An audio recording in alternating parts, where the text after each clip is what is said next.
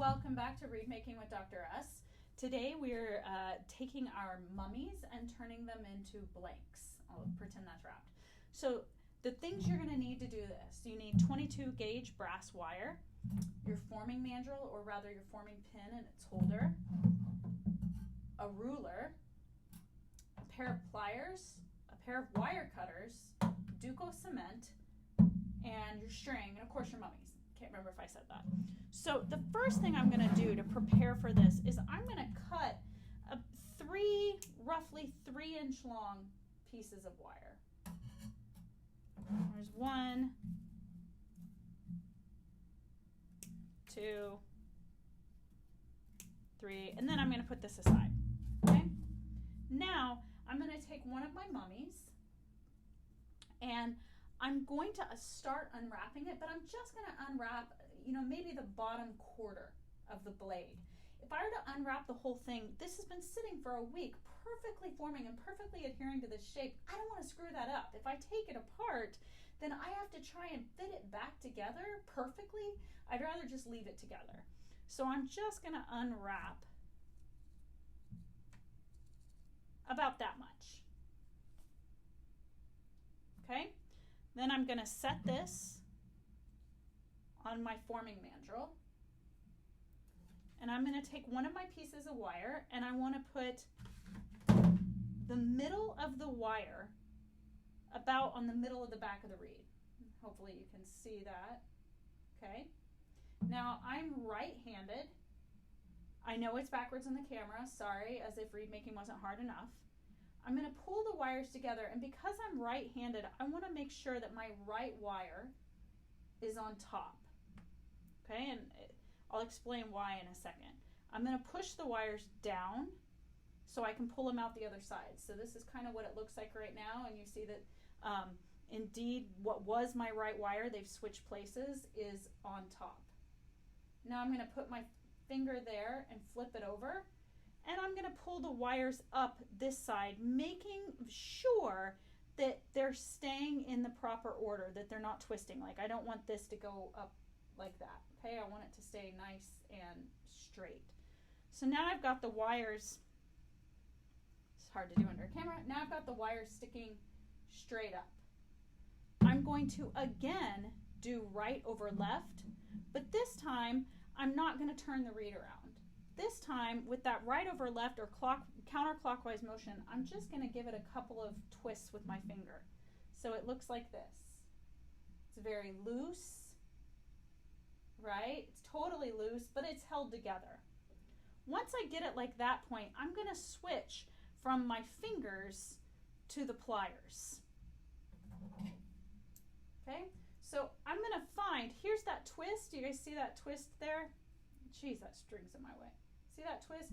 I'm going to grab that twist with my pliers and I'm going to pull out gently so that there's more slack in the reed, okay? And then again, I'm going to keep turning right over left or counterclockwise. And I'm going to keep doing this until there's no slack left in the wires. I don't need this to be tight. I just need it to be no little triangle here, no slack. Rather, the twist is right up against the reed itself. Ah, there we go, it focused. Okay, so that's good.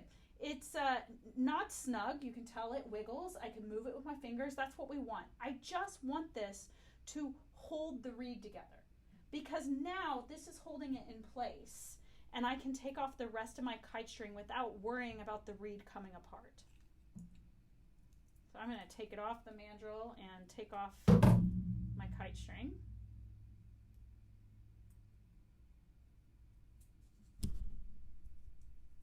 Okay, yay, getting closer to looking like a real reed, okay? And you can tell I have no cracks in my blade.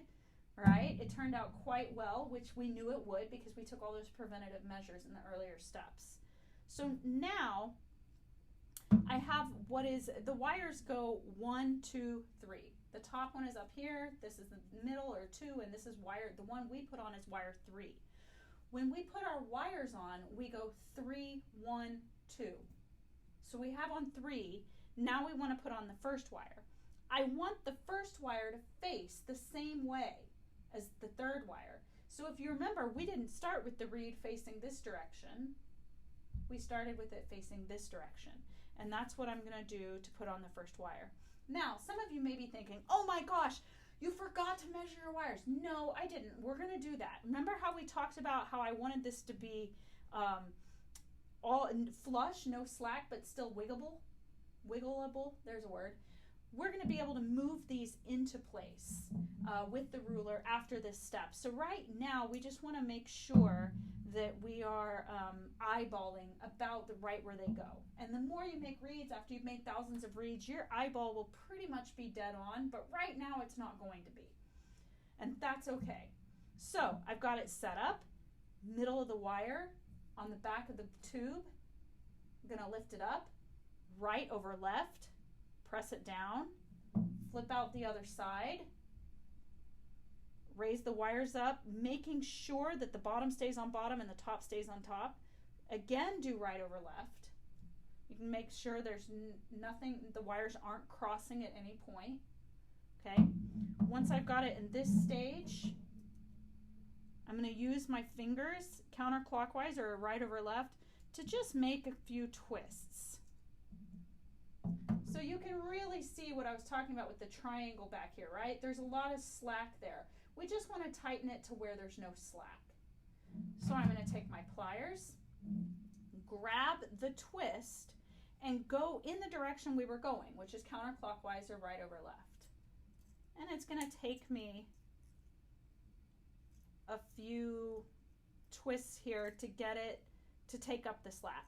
You can pull out with your pliers, and that will help tighten it and take out the slack. Just don't over pull. It's just a gentle snug, okay? So now I've got my 2 wires on. Now these are kind of in my way, so I'm not worried about how long they are. I'm just gonna, I just want to take off some of that excess. So you can see I left some clear wire there, but it's not the annoying this stuff that's going to poke me now. Now it's time to put on our wonderful middle wire. When we go to put on our middle wire, these 2 face the same direction, but if you look at your current reeds, this one, the middle one, faces a different direction. So you remember when we put these wires on, we started here. Now to put on the middle wire, we're going to start with the reed facing this direction. Okay? So again, same process. I'm going to go faster this time. Pull it up, right over left, flip it over, right over left,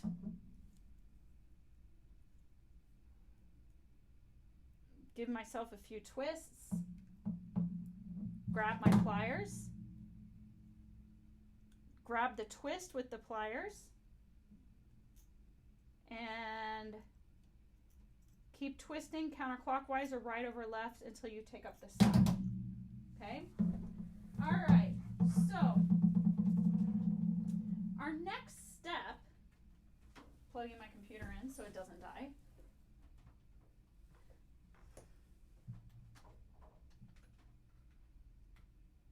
Hold on.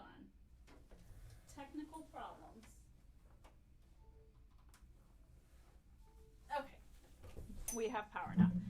Now that we've got the wires on the reed, and I'm gonna, oops, way to take care of the reed. And I'm gonna clip this one as well. Wow, I am. Okay, there we go. Now that we got the wires on the reed, now I'm gonna measure them, okay? This is the opportunity I take my reed off the forming mandrel so that I can get a really good clean measurement. I'm going to start from the butt of the reed. The butt should be equal to itself. You don't want an uneven butt. I'm going to start with the butt of the reed, and I want this bottom wire to be at 3/16 of an inch. And I told you that the more you make reeds, the better your eyeballs are. This is at 3/16 of an inch. It just needs to be brought together.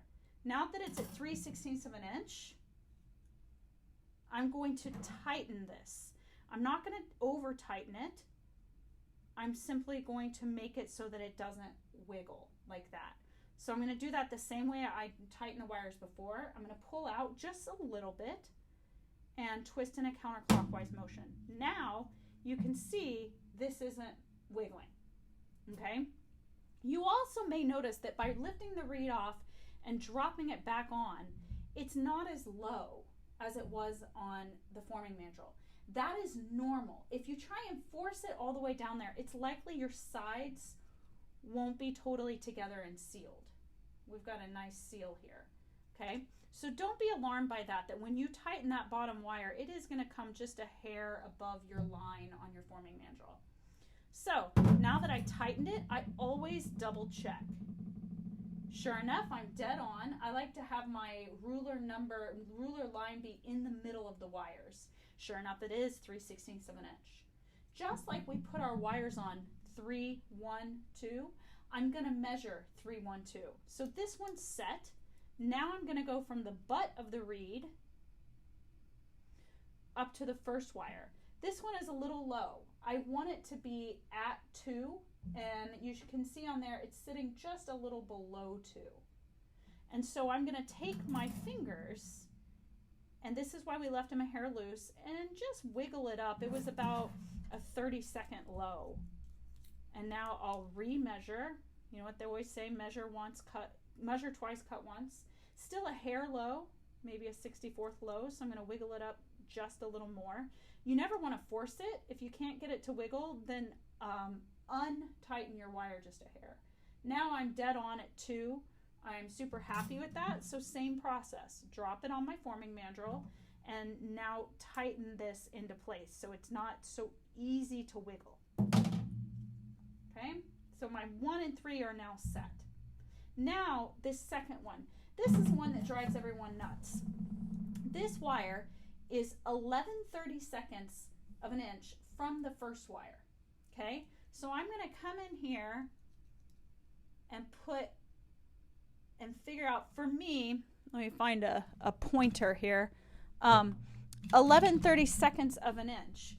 My ruler is in 16ths, so 2, 4, 6, 8, 10, it should be right in between these two. And it's just ever so slightly low. I mean, barely. So I'm just going to give it a little nudge, just barely, and remeasure. And my nudge was a little much. Do it again. There we go. That's good. Now, 2, 4, 6, 8, 10. Yeah.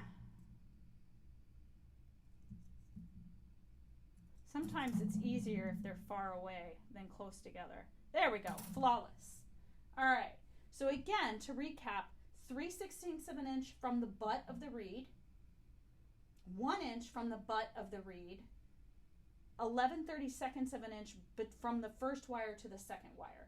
And if that needs adjustment, you adjust the second wire, right? Because we already tightened the first wire into place. So now I'm going to tighten down that second wire.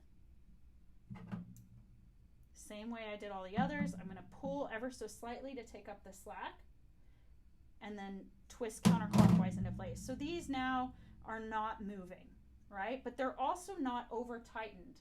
I'm in no way choking off the blade or choking off the throat here. Sometimes you'll see little bumps in the cane. That means your wires are too tight. Okay, so this is great. I am ready now to wrap. And that's what everybody gets so excited about, right? Because you get to put pretty color on your reed. So for our method of reed making, I always like to put it down on paper towel because this is messy. For our method of reed making, we start with Duco underneath the wires. This is going to be covered in wrapping, so I cut it shorter than the other two, but you want to make sure it's not so short that it can come undone. So you notice I still have a couple of twists in there on that third wire. Okay, so if you're still trying to figure out how to wrap, then I recommend not doing the Duco first. Practice your wrapping, and when you're ready to wrap for real, then do this step. I'm going to put Duco, actually I want it on my, I'm going to put Duco here from roughly the second wire all the way down the butt.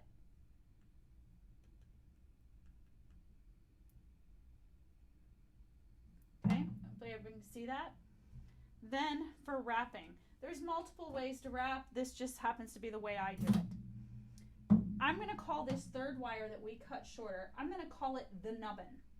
Okay, so I'm going to wrap my fabulous orange thread across the nubbin. It's just laying across the nubbin.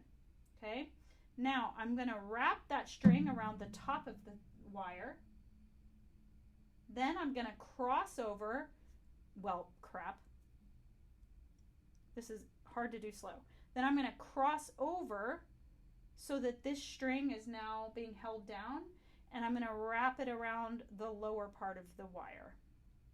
So here's my cross, lower part of the wire. So I've got a orange string on top of your third wire and below your third wire.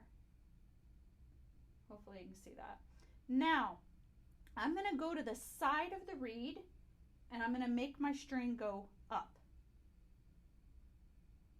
Okay, then I'm going to follow around the tube, and on the next side of the reed, I'm going to make my string go down. Follow around the bottom. Here's where I went up last time. To the right of that, I'm going to go up again. Follow around. See, here's where I went down last time. To the right of that, I'm going to go down again. Here's where I went up. To the right of my most up, I'm going to go up.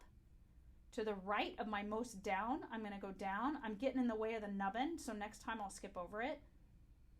Here's my last up. I'm going to go up.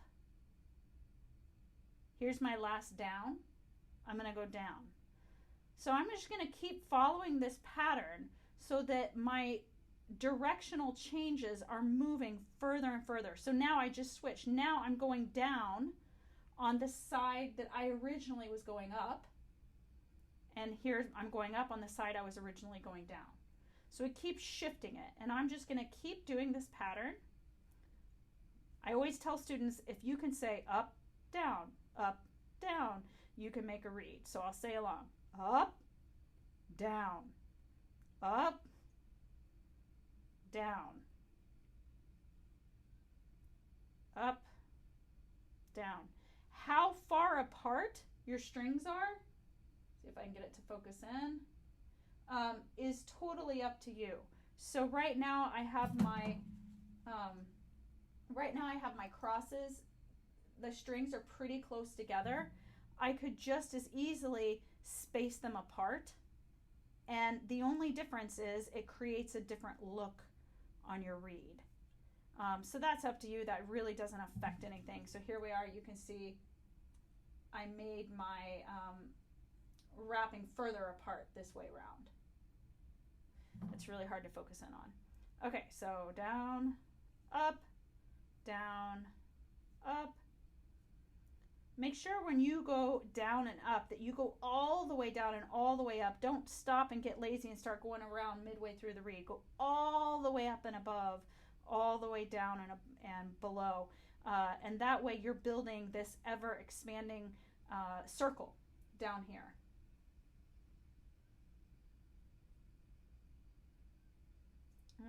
Okay.